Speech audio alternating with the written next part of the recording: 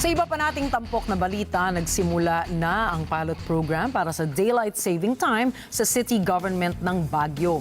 Pero hindi naman ito pwedeng isagawa sa mga empleyadong may panggabing schedule na kagaya ng mga healthcare professionals, emergency responders at iba pa.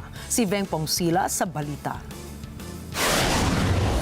Sa atas ng Executive Order No. 40 Series of 2025, nag-implementa ang City Government ng Baguio ng pilot program para sa Daylight Saving Time simula Mayo 2 hanggang Hunyo 30 sa kasalukuyang taon.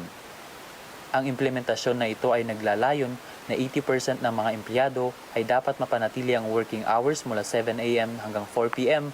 para sa paggamit ng natural daylight, mabawasan ang pangailangan para sa artificial lighting at potensyal na maibsan ang traffic congestion tuwing peak hours.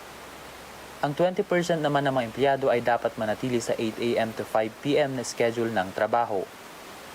Kasama sa 6 na seksyon na nilagdaan sa kautosang ito ay ang flexible working hours mula 7 a.m. hanggang 4 p.m. ay naaangkop sa mga opisyal at empleyado na bahagi ng performing support functions katulad ng human resource, customer service, finance, marketing, legal at administration at ang iba ay nasa regular na oras ng trabaho mula 8 a.m. hanggang 5 p.m. Bawal po yung magta-time in earlier than or way earlier than 7 a.m. or way later than 5 p.m.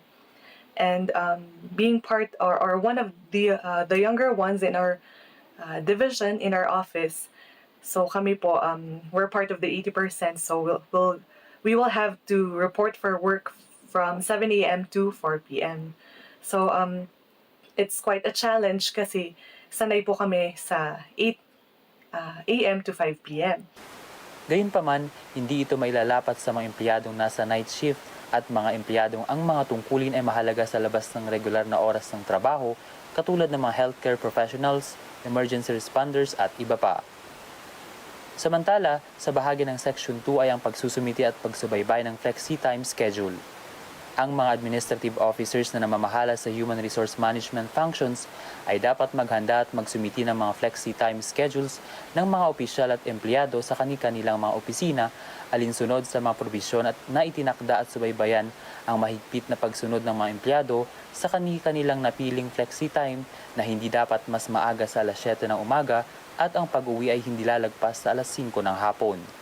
Ang Section 3 naman ay para sa energy conservation measures na kung saan ang mga empleyado at quality management system, quality workplace focal person ay inaasahan na mag-obserba ng konserbasyon ng enerhiya sa kanilang mga lugar ng trabaho tulad ng pag-unplug ng mga dekuryenteng aparato, pagpatay ng ilaw kapag hindi ginagamit sa panahon at pagkatapos ng oras ng opisina.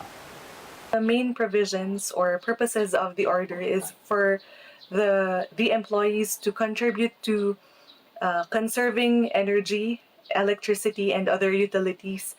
So kami po in the Department of the Sangguniang Panlungsod ng Baguio, we were given flexible options or schedule so we can use between 7 a.m. to 4 p.m. or 8 a.m. to 5 p.m. Mula sa Baguio City, Veng Pongsila para sa Mata ng Agila, matatag, matapang, matapat.